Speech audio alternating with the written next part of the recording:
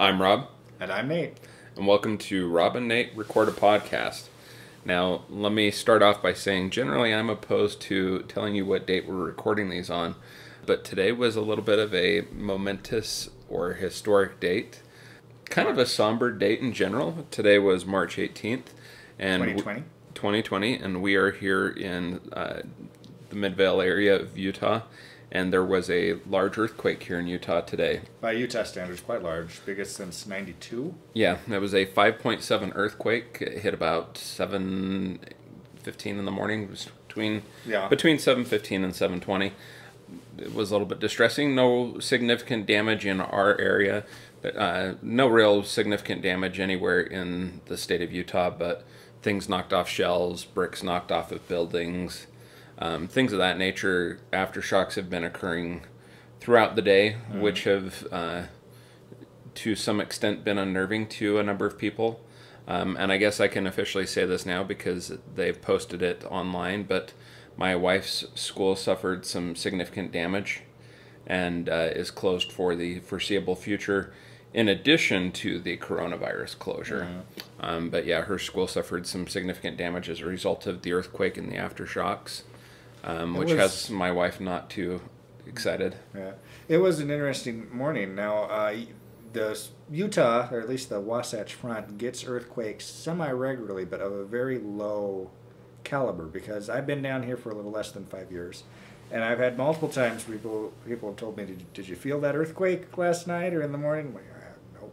I felt this morning's earthquake. It woke me up. It shook the bed. And it was disorienting, but I was so still asleep that even though I was aware there was an earthquake, I wasn't agitated about it because I was half asleep. Yeah. I was standing in the kitchen getting ready to make my breakfast, and I woke my wife up in bed. Because of coronavirus, like everywhere else, the schools are closed, so she's working from home for the time being, and it woke her up in bed. And she has been in an earthquake before. In fact, in July of 2019, she was in LA when that earthquake hit LA. And so evidently she was laying in bed and said to herself, this seems like about a 5.5. Oh, that's funny. And it was a 5.7. But yeah, it was made for an interesting, odd day. By the time Nate and I began our evening, I don't know about you, but I felt emotionally exhausted. Did you? I didn't. Like I said, the aftershocks, because of the nature of my work and other things that were gone, they were a bit unnerving. And I don't know if it was having started my morning in such an unexpected way and having to go to work unexpectedly to deal with the earthquake, combined with the aftershocks. I felt exhausted when I arrived here tonight. But after watching our movie today, I don't necessarily feel the same. No, we're in a better mood. It was a good chaser, a good counterpoint to the day that preceded it. Yeah. Well, to the day and the week, with the closures of everything. I don't know how extensive coronavirus is hitting where you live, but the state of Utah has gone in progressive forms of lockdown over the course of the last week. No dining in restaurants.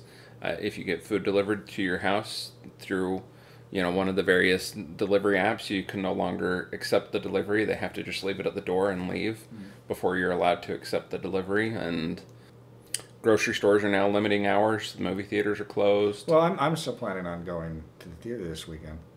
Are you? Yeah. I'm going to go in the parking lot and I'm going to watch a movie on an iPad. Oh, are you? Yeah. Huh? So you've got to get out. I started working from home just last week. So the timing has been incredible for me. Yeah. So I've had a lot fewer complications than most people have had with this change, this kind of societal phenomenon. Yeah. Which will be interesting to see how long it goes on and what the long-term impacts are from it. The more you listen to people, it's going to be longer than shorter. Yeah. Several states evidently have actually already gone ahead and, if not canceled the end of their school year, canceled their testing. And kids are already being moved into the next school year. Wow. So we're curious to see how that will shake out here in Utah, but only time will tell. But tonight we got together, we went ahead and both of us have essentially been in self-isolation since most of the coronavirus stuff hit. Yeah. So we went ahead and got together tonight. Figured it would be nice to maintain at least some form of normalcy and, frankly, something fun, you know, as opposed to sitting at home. Not that I don't enjoy being at home with my wife. We have had a pleasant time. But I've been in more isolation than most people because I'm occasionally help with my elderly grandmother, and rather than risk exposing her to anything, I've just kept myself in pretty strict isolation for about a week now. Like I said, just to eliminate risk of spreading that to her. So this is literally the first time I've gone and sat down in a room with somebody in about a week now. Wow. Yeah. So, besides my grandmother, that is. I went and visited my grandmother earlier this week, so, and besides my wife. So, tonight's film, we just, again, the month of March, we're just doing kind of random stuff, and I thought I would just pull out a piece of nostalgia. This is a movie I hadn't seen. I was telling Nate, I don't think I've seen this since sometime in the mid to late 90s, so it has been over 2 decades since I've seen this film. Tonight we watched the 1964 film Father Goose, starring Cary Grant as Walter, Leslie Korone as Catherine, Trevor Howard as Houghton, Jack Good, Cheryl Locke, Pip Spark, Verena Greenlaw, Stephanie Barrington, Jennifer Barrington, Laurel Felsett, and Nicole Felsett. And we will go ahead and name that many names because that's the entire cast of this movie, essentially. So... Nate, this was your first time seeing this film? Yeah, I've never seen it before. Yeah? What did you think of it? I've never seen it. I enjoyed it. I enjoyed it more than I thought I would. It grows on you. There's definite stages to the progression of things in this movie and some changes in tone and in the characters. Some of them not the most realistic, but still charming. I really enjoyed this. Yeah? So you said you were aware of it.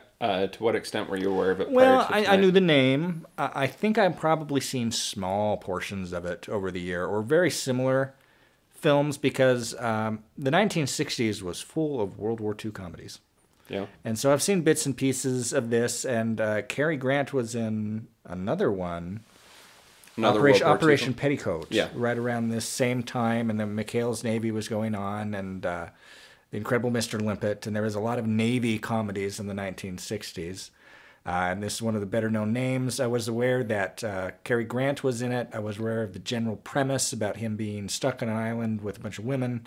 I thought it was Sophia Loren in the lead, but it's actually Leslie Korone, who was good in it. All of the 3 principal leads, Cary Grant, Leslie Korone, and Trevor Howard, all given fine performances. Not necessarily super taxing ones, but they're enjoyable, all. Oh, yeah. And the kids are good. Yeah, and the kids perform their role well. Cary Grant really does a good job of playing out his character. It's a gruffer Cary Grant than we're used to. He's not so suave. He has his suave moments, but for the most part, yes, he's much... he's a kind of a grumpy old man. You were sharing a trivia about it earlier, about how Cary felt that this character was closer to his personality than... his other characters. I'll pull up the quote if you give me just a moment. So this comes from the trivia section on this movie from IMDb. It says, one of Cary Grant's favorite projects. He always maintained his role in this film was most like his real personality. He claimed he kept in touch with most of the girls as they grew up and had families of their own. I like the idea of these girls getting Christmas cards from Cary Grant. Yeah. It's kind of interesting that Cary Grant felt that this was closer to his personality and this was one of his favorite projects. Puts a little bit of a different spin on the Cary Grant we're used to seeing on the screens. But yeah, this was a fun film. This, like I said, this was kind of a nostalgia piece for me. I have many memory of watching this with my grandparents on my mother's side of the family when I was younger. My grandfather was a career Army man. And so between John Wayne and war movies, that was pretty much what my grandfather watched. And I can remember this was one that they had no qualms about us watching with them. And I can remember sitting at my grandparents' house and even my parents' house a few times watching this movie many a time. And I always liked this movie. It was always fun. I always liked Cary Grant in this movie. It's a good family film. They make some points of these almost swears throughout the film. It's kind of a reoccurring gag. And how Cary Grant's character and his love of the bottle. Yep. But it's always in that, couched in those terms where it's harmless. Like it's almost poking a little fun at the idea of the boozer and the social outcast who's a grump. Literally the most offensive thing in this movie is Cary Grant tipping a bottle upward. That's literally the most offensive thing I can think of in this movie. So I guess we should deal lightly with the plot. Cary Grant has managed to secure a boat, and he goes into a port and is stealing supplies from Her Majesty's Royal Navy. It's the early days of World War II. This is probably 1942, because there is a comment made by one of the characters when they learn that Cary Grant, one of the officers, learns Cary Grant's an American. He's on a boat. Oh, he's probably heading back to enlist because America's in the war now. And the commanding officer, played by a great actor named Trevor Howard, knows Cary Grant's character, Walter, knows, no, that's not in Walter's character. He ain't going home to enlist. He's just trying to steal some supplies while he can get away with it. Trevor Howard's character had been the, what's the term I'm looking for, in charge of these docks. Someplace in roughly Malaysia or Indonesia, someplace. I forget the term, but yeah. It was like the dock master. Yeah. But he'd been recruited into the Army in World War II. He was very familiar with the area. He becomes a commander, and he is tasked with setting up individuals to run these lookout points on various islands to keep track of Japanese plane movements and ship movements. Yep. And he sees an opportunity. They forcibly recruit Cary Grant, his character's name is Walter, to fill one of these stations. It's kind of involved a little bit how they do that. There's many layers to how they actually get him to follow through. Yeah, Trevor Howard's character, Houghton knows him so well that he knows exactly the kind of things to say and do to force Cary Grant to take this position. The former agent on the island had passed away. Yeah. I forget precisely what happened to him, but they need to fill this post. They basically force Cary Grant's boat to the island. They then put a big hole in it so he can't leave. They ram it with their boat so that it pokes a hole in it and disables the boat. So that he will have to stay there and submit the reports that cite the planes. Houghton's CO is like, I don't know if he'll do it, so I got a way to make him do it. So they had loaded a bunch of liquor, a bunch of whiskey. Black and White is the name of the brand. Yep. But they hid it around the island, had the sailors hide it. And then Houghton has the map to where it is. And so every time Walter gives a report that is later verified that the planes are actually in that area, then he will give him the directions to another bottle of whiskey. Yep. Thus forcing him to do the job they want him to do. And these plans are accelerated fairly shortly into the film when it's reported that one of their other radio stations is being overrun by the Japanese Navy. So they tell Walter they need him to go pick the guy up, but they, again, coerce him because they tell him they've got someone who's going to fix his boat and take over his radio station so that he can go about his life the way he wants. But when they tell him what's involved in getting this other individual, he demands that they provide him the location of all of the remaining liquor on the island. So he gets in his dinghy and goes to go get this other guy and arrives on the island. And you wrote down the timestamp in which we are introduced to the leading lady. Yes, so 28 minutes in. So you're a fourth through the movie before they introduce the leading lady, Leslie Korone, French actress, best known for her musicals, for Gigi, for An American in Paris. She is still with us. She's 88 years old. Yeah. I'm sure most of the kids are still alive, but of course Howard and Grant have long passed. It took a while for me to kind of like her in this film, but that kind of fits the arc. Yeah, I think that's intentional. I think that's strategic and part of the point. Yeah, but it makes sense. Her introduction is Cary Grant gets to the island and discovers a freshly dug grave, goes to the radio shack and meets Catherine at the shack. She explains that they found him dead inside the shack. The shack is riddled with bullet holes, and that she is the one who buried him. Mm-hmm. And so she asks if he has a boat. He says he does. Says that he'll take her back with him, and all of a sudden we're introduced to the rest of the cast, which is these girls seven little girls that she's the, I guess, effectively schoolmaster for. She had been the daughter and official hostess of a French consulate somewhere in Southeast Asia, somewhere in the Indonesia region, and they were forced out of their facility very quickly, very short notice, and so she scrambled with 7 girls that were in the consulate school 4 are English, 2 are French, and 1 is Australian. Yeah. And they got on a plane that was going to take them to safety, but the plane had to be redirected to pick up some sailors that had gone overboard after an attack, and so they were left on this island. Not a lot of details are provided about how this happened. She just says that the pilot told him that he'd come back as soon as he could. In X number of hours, and it's been more than that, and he's still not there. And it's become apparent that he's not coming back.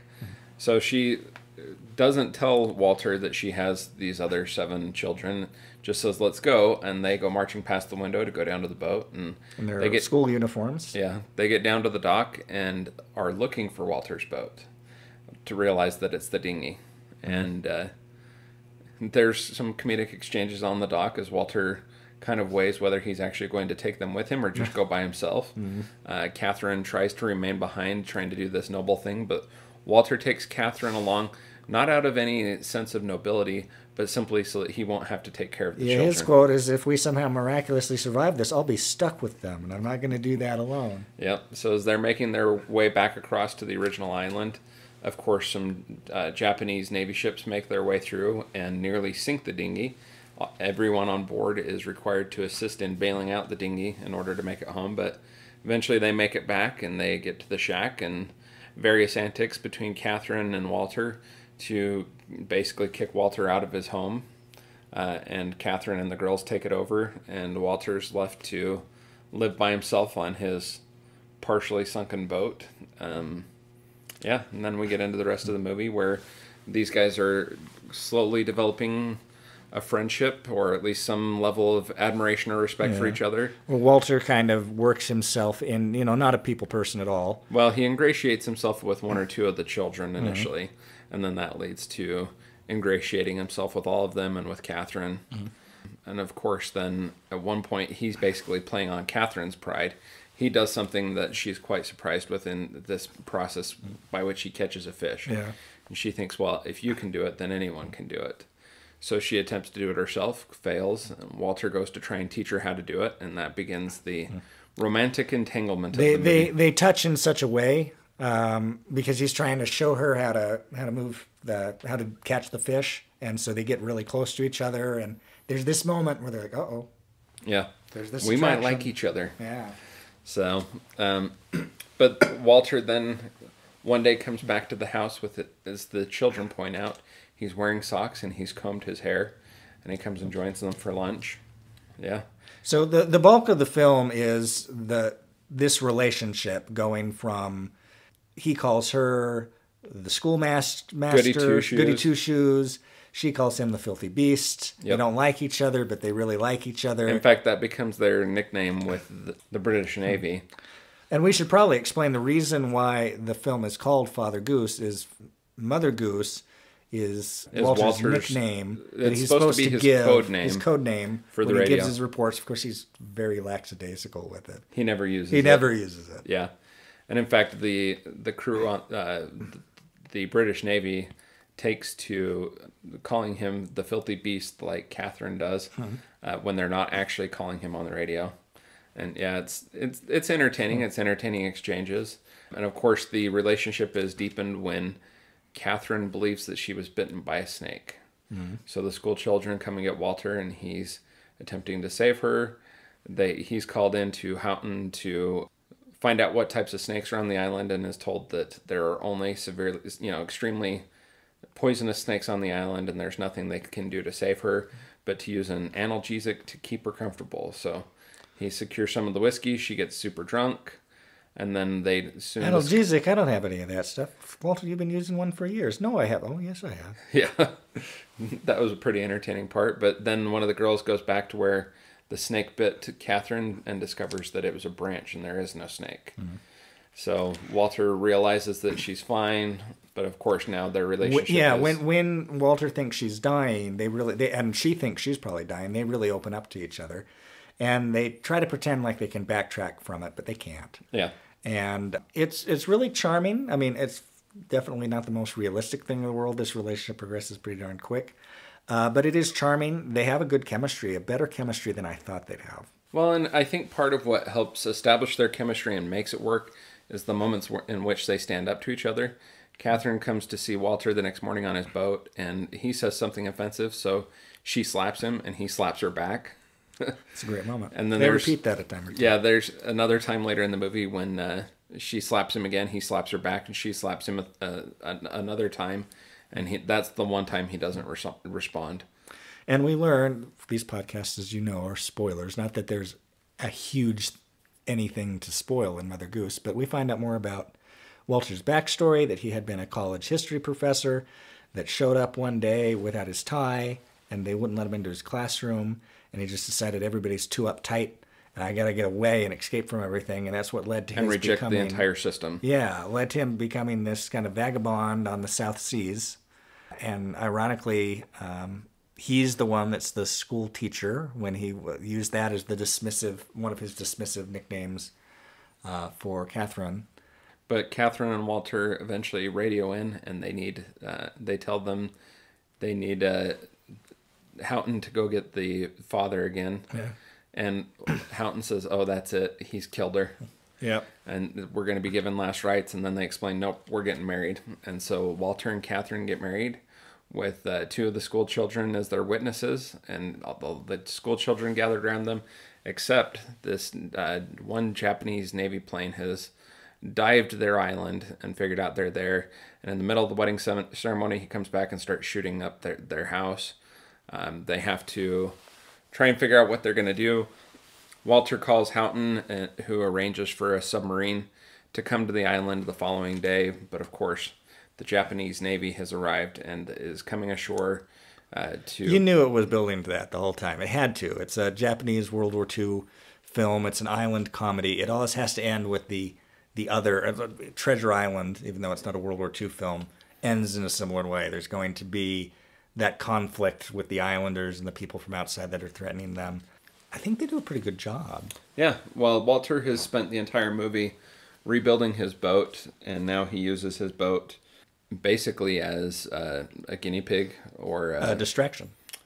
Yeah, just a piece of bait, and he ties a rope to the steering wheel to get it on a course and draws the Japanese destroyer out to where the American submarine can torpedo it. And of course the actual film footage of the torpedo shooting the submarine shooting the torpedo, again, this comes from IMDb, is actually a piece of stock footage from of a submarine firing a torpedo that was used in Cary Grant's previous World War II comedy, Operation Petticoat from 1959.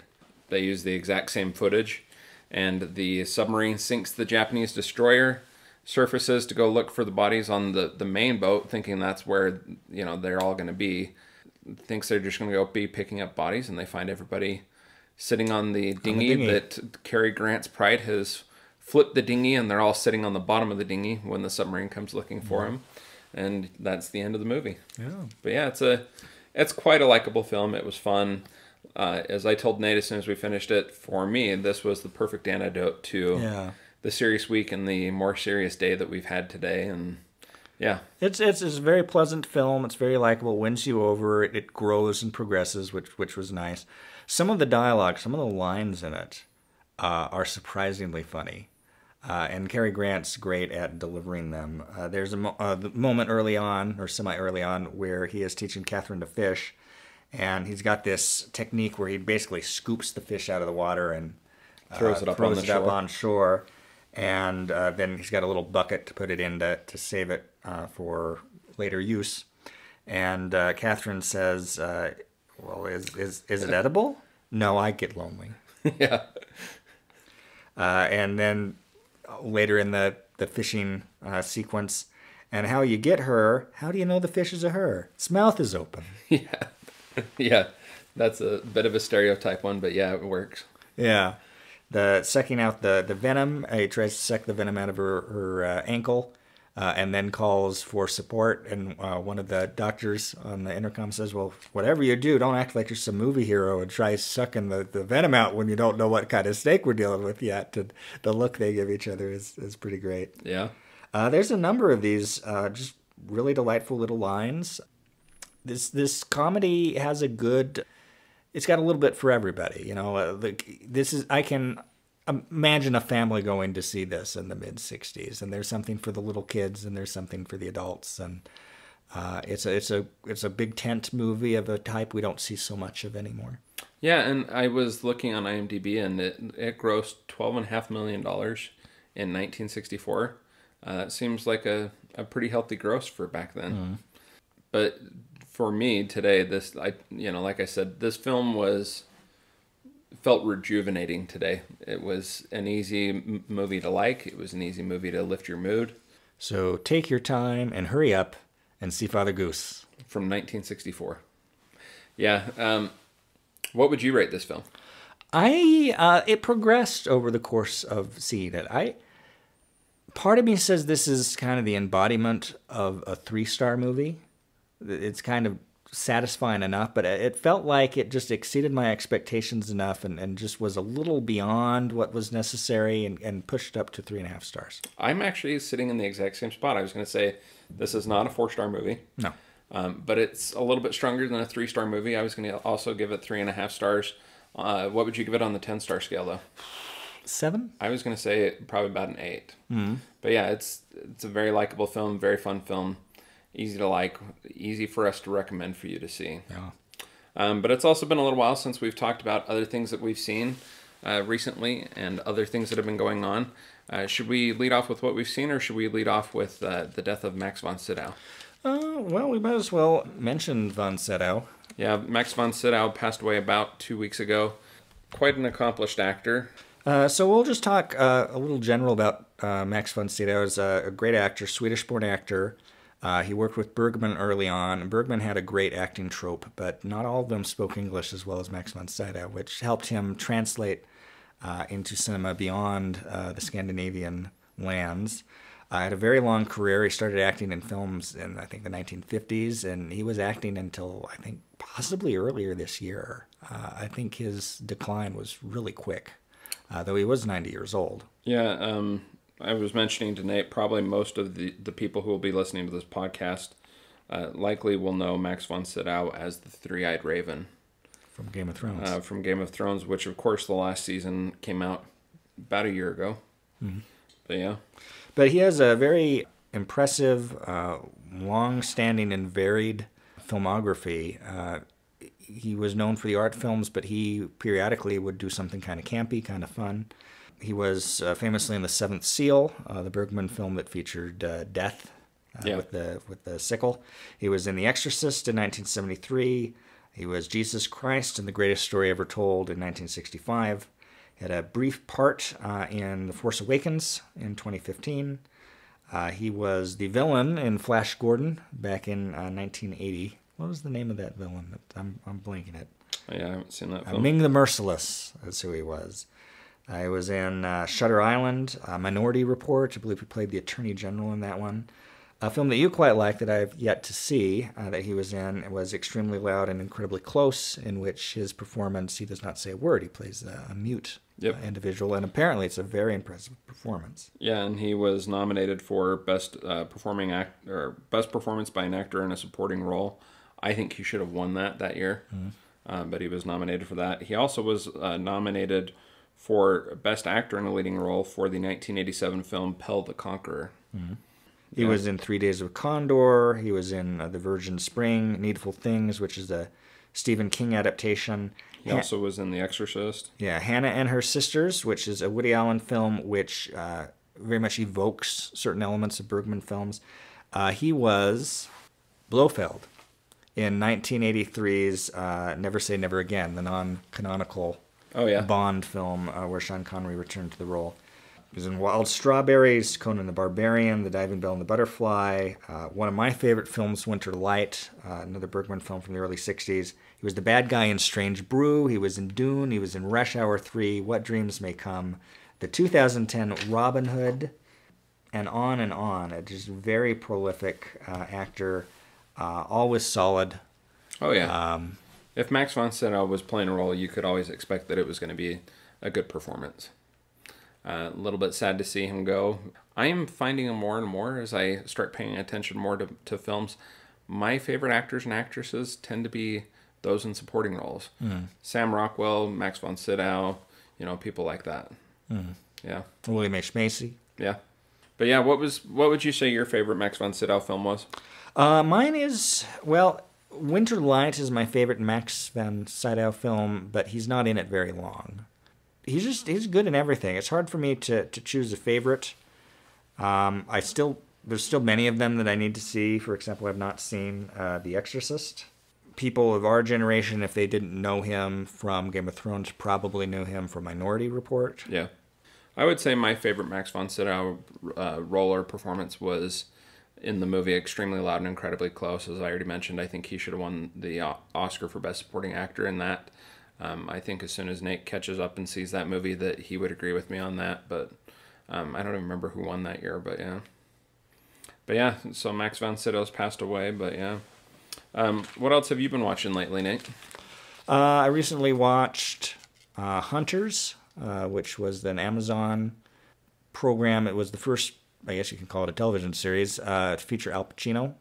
It's about a group of Nazi hunters, kind of clandestine, in the late 1970s. I had some issues with it. I thought it was kind of uneven. There's things that I thought it did very well, things that I didn't think it did very well. You've started it but have not completed it, right? No, I'm a couple episodes in, but yeah, I haven't finished it yet. We may have to, not on the podcast necessarily, but we'll have to have a more in-depth conversation about it. Once I catch up. There's the observation I most want to give on it I can't give because it would be a massive spoiler, but probably worth checking out. It's kind of a wants to be Inglourious Bastards. It's not as good. What else have you been watching? I've been doing a lot of streaming. I watched recently a film that I've been trying to track down for years, which is Goodbye Columbus, based on a novella by Philip Roth, who is one of my favorite writers. After I saw it, I texted you that it was a Big Grin movie. Yeah.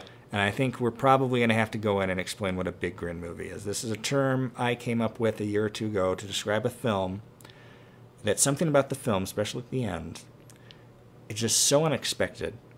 And I'm so happy that it happened. That at the end of the film, I got a big grin on my face because, wow, that was great. Yes. And the film that I coined this for was The Accountant. Oh, yeah. From 2016, 2017. Which was a film that I'd seen previews on. Ben Affleck, Anna Kendrick, Gene Smart is in it, John Lithgow. It's a film I'd seen previews of. Seemed like it could be okay. I'm like, this is a dollar theater film. And it was in the dollar theater, and I found that it was going to go out of the dollar theater very quickly. And it was a Thursday night, and I was like, well, I guess I'll go see it because I'm curious. I'll pay $1 to see this movie. Really exceeded my expectations.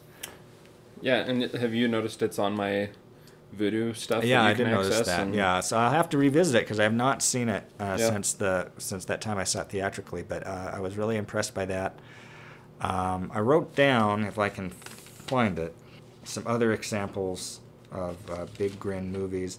A Big Grin movie doesn't always necessarily need to be a particularly great movie. Like the second Fantastic Beast film was a Big Grin movie for me just because... Spoiler. I can't believe they killed all those people. I thought that was coming later. I was excited to see it.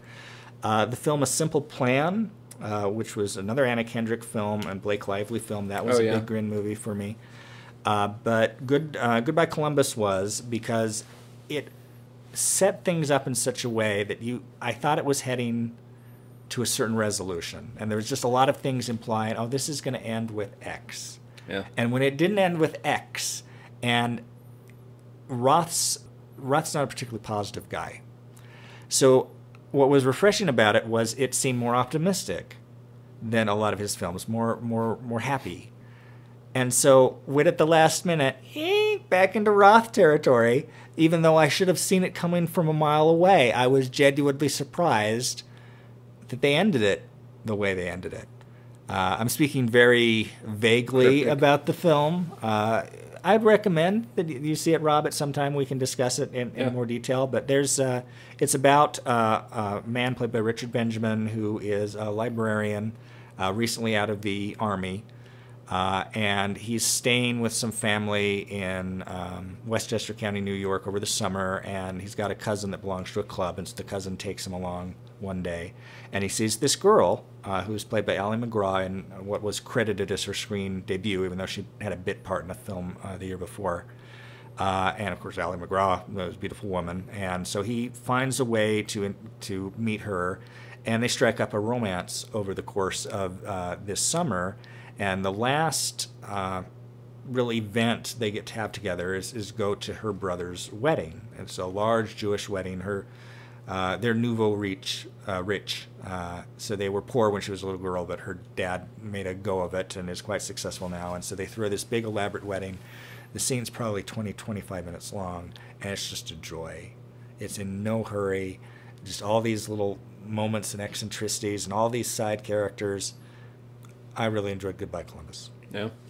Of course, Nate, talking about big grin movies, I have to say it's become a little bit of a hobby for me to try and predict whether a movie will be a big grin movie for Nate. I have yet to actually nail one. I have suggested a few movies that I thought might be big grin movies for Nate. I've yet to nail it perfectly yet. I've been close a few times, but have yet to nail it perfectly. So I'll have to watch. I'll have to watch this if for no other reason than for study purposes to help me try and eventually try to crack the code. Yeah. Didn't you also tell me you recently saw a movie based on a novel from Elmore Leonard? No, I didn't see a movie based on an Elmore Leonard novel, but I listened to... Oh, you listened to an audiobook when I was going up to Boise to visit my family recently. I listened to an audiobook that I'd bought, an old CD audiobook. It's Pagan Babies from about the year 2000. The audiobook was narrated by Steve Buscemi. Oh, yeah. And so it was so good that I usually alternate between an audiobook and music, but I just listened straight to the audiobook the whole way up. And in fact, I finished it while driving around town. Yeah. It's about a caper, and it's also has some elements related to the genocide in Rwanda in the mid-90s. It's condensed, so I don't consider it a true equivalent of having read the book, but it was quite good. Yeah. I've been streaming a bunch of stuff as well. March is kind of a different time of year for me, so my time availability to sit down and watch a lot of movies hasn't exactly been there. I also recently finished a book about Columbine, the shooting at Columbine High School in the late 90s, which of course happened when I was a senior in high school. And I stumbled into a documentary called We Are Columbine. And having this book I read on Columbine kind of renewed my interest in that. It was kind of fascinating. It's an interesting topic to study. What we thought we knew about Columbine in the immediate aftermath of the shootings has in large part turned out not to have been the whole truth. And a lot of rumors that were persistent, like the Trenchcoat Mafia and the immediate aftermath of Columbine, have since been debunked and been proven that they just simply were not grounded in any form of truth at all. So when I found this documentary, We Are Columbine, I added it to my list, and I watched that recently. It's primarily focuses on some of the people who were at the school and how what they've had to do to recover in their life and carry on with a normal life, or as normal of a life as you can after something like that happens to you. The trauma that has remained with them to this day, things like that. It was an interesting documentary. If you have any interest in Columbine at all, I would recommend We Are Columbine as a documentary to go check out. I also streamed a Netflix limited series called Don't Blink with Cats, which, in case you weren't aware, Rule 0 of the internet apparently is don't blink with cats. And this guy posts some videos online of him torturing and killing some cats. And this group of people on the internet decides they're going to track down and figure out who he is, because this guy's obviously dangerous and is going to escalate at some point. And spoiler, not spoiler, he does escalate, and he actually posts videos of himself on the internet murdering someone. And this group has tracked him down. They figure out who he is, and they aid the police in the apprehension of this guy. But the twists and turns that it takes, even me having said this much about it, you're going to enjoy the twists and turns that it takes. It's really quite interesting. And let's just say that this guy had an obsession with Basic Instinct. So if you want to do anything to prepare you for the Netflix limited series, it might be watch Basic Instinct once. I watched another Netflix series right on the heels of Don't Blank with Cats called The Trials of Gabriel Fernandez. And I'll tell you that the combination of those two back-to-back is a little bit of a downer. But The Trials of Gabriel Fernandez was thoroughly fascinating and deeply disturbing at the same time. It's about this boy named Gabriel Fernandez in Los Angeles who was repeatedly reported to the Department of Child and Family Services, who failed to investigate the situation properly. There was failings on the part of the Los Angeles Police Department or LA County Sheriff's Department, even to the extent of one point after his teacher has reported Gabriel being abused on multiple occasions, one of the police officers takes him out to the police car and tells Gabriel that he needs to stop lying or they're going to take him to juvenile detention, and then turns him back over to the custody of his parents. Well, excuse me, his mother and his mother's boyfriend. And his mother's boyfriend, his mother and her boyfriend eventually literally torture him to death.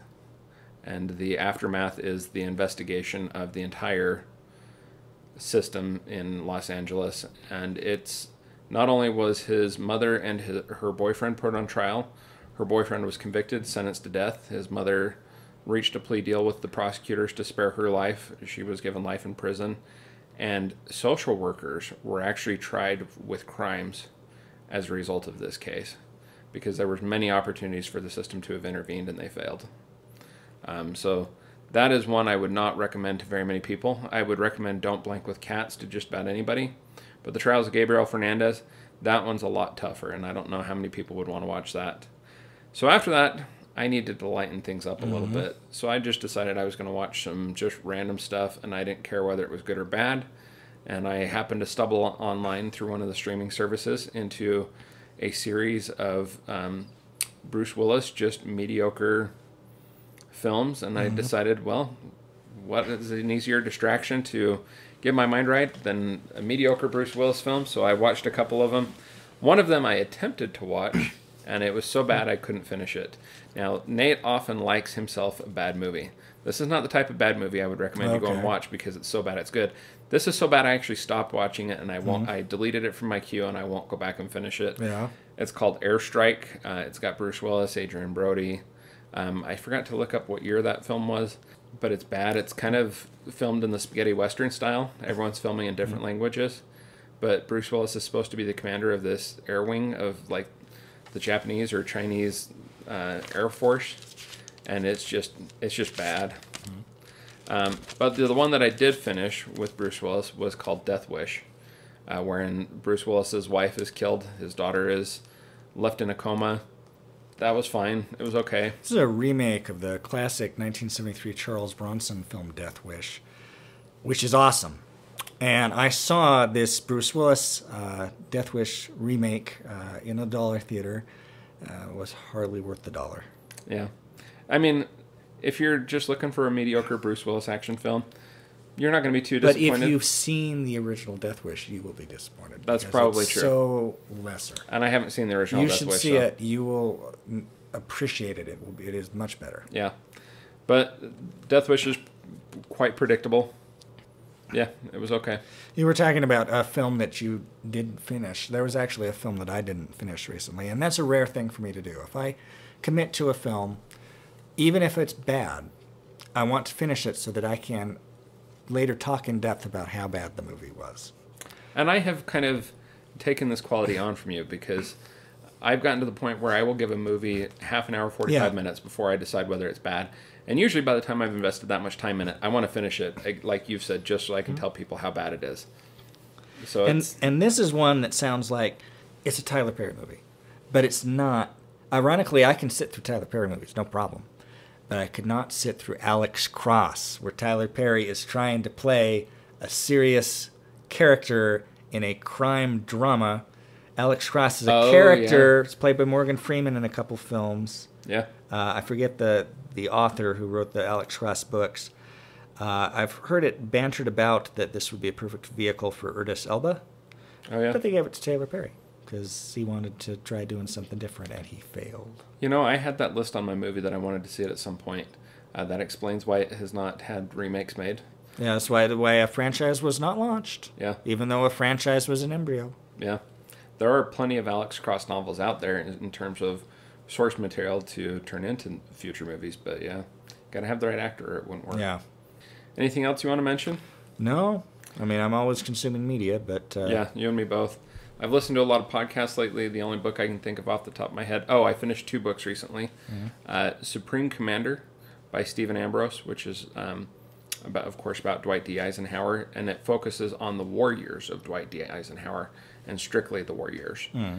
And then I also finished Skunk Works. I forget the name of the author, but of course that's about the infamous airplane developers and planes that they developed over the years. It's a couple of engineers and executives in Skunk Works talking about their experience working in Skunk Works and developing some of the most iconic airplanes in U.S. history, specifically the U-2 spy plane and the Blackbird. So, yeah. And I'll take a brief mention of a film that I saw called, it's known by a number of names.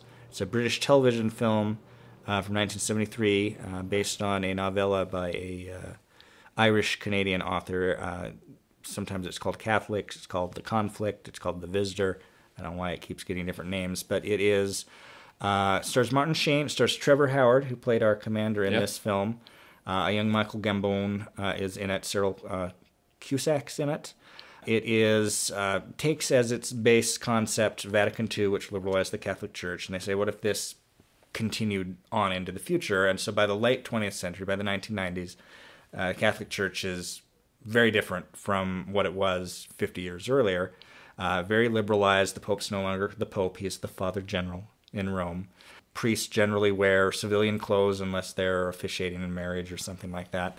And there's this group of Catholic monks on an island off the coast of Ireland who decide to reinstitute the Latin Mass. This is getting a lot of attention. People are pilgrimaging from all over the world to attend their Latin Mass services on the mainland. So Martin Sheen, a young American-born priest, is dispatched from the Vatican to confront the abbot and say, you got to stop this, you got to be in line. The abbot is very much sincerely believes that the Latin Mass should continue, but he also sincerely believes he has to follow orders from above. And so he's being pushed by Martin Sheen on one end, you got to change, and the other monks are like, no, we can't change. And where is he going to land? What's his ultimate decision going to be? It's very much in the tradition of a film like Doubt or like The Two Popes, where they're talking about Catholics struggling with big moral issues of how they should behave. For a TV movie, it's pretty dang impressive. It is widely available, so I would recommend it under any of its multiple titles. Yeah. Well, I think that will suffice for this week. I'm Rob. I'm Nate. And thanks for joining us for Rob and Nate Record a Podcast. And whoever started playing Jumanji in 2020, I hope you finish the game soon. Yes. The waveforms, which are later utilized. Which, by the way, I have come to recognize the waveforms, the variations of waveforms of you saying the word I can spot it coming. I can look at the waveforms coming and being like, Nate's about to say I'll have to. Rather than concentrate on getting rid of the ums, I'll have to concentrate on how to make the differentiate them. Sound different, so that it does become easier to edit. Yeah. All right, you ready for this? Mm-hmm.